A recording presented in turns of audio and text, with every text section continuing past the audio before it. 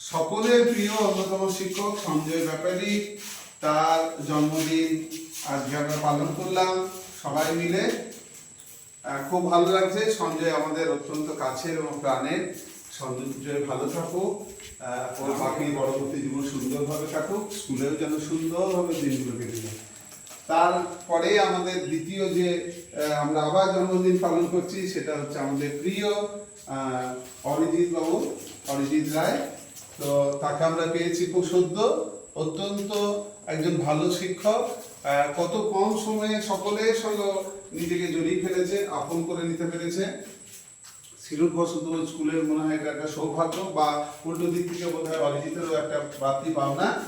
খুব ভালো লাগছে অরিজিৎকে পেয়ে। আর সর্বোপরি আজকে আমাদের এই যে জন্মদিন অরিজিতের যেটা পালন করছি সেটা আমাদের খুব আমরা উপভোগ করলাম, আনন্দ পেলাম।